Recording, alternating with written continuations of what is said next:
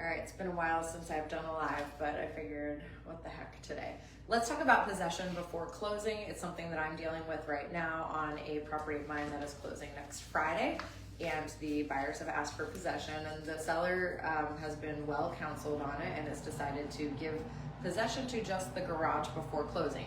What does this mean? This means that the buyers can have access to the garage before they legally own the house. Now, I typically do not suggest that my sellers do this. The old adage is possession is 9/10 of the law. I firmly believe that. If something happens with a closing and it falls apart, a seller has to evict a buyer at that point. Now, for my seller in this case, we have clear to close, so we've got it's solid, and she understands, the implications. And I feel confident about it. I feel confident with the other agent. But just know that there are things that can go wrong. Now, these buyers only have access to the garage. If you give a buyer access to the whole house and the buyer goes in and finds a problem, they could absolutely refuse to close and still have access to the house in that case. So that is one issue. I'm going to look at my cheat sheet here.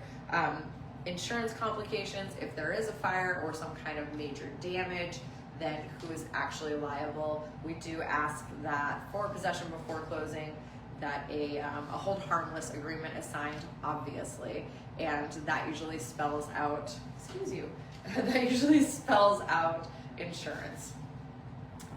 The deal could fall apart. There could be repairs and disputes that come up. To be honest, it can honestly cause more problems than it helps to solve. But here are some of the pros. Oh, and then also, we're getting how much snow on Sunday, so we've got the seller keeping the driveway clear. If somebody gets hurt, I don't know. It's not my favorite thing to do. But sometimes with possession before closing, the seller can actually charge rent to the buyers, and that can be a positive. If a seller is carrying two mortgages, it's a great way for them to be able to have a little bit of ease with paying that second mortgage. If you are thinking about making a move, call me before you do, literally. And you know how to get in touch with me. If you're watching me on Facebook, just send me a message. If you're watching me on YouTube, all of my information is below. Have a great Valentine's Day.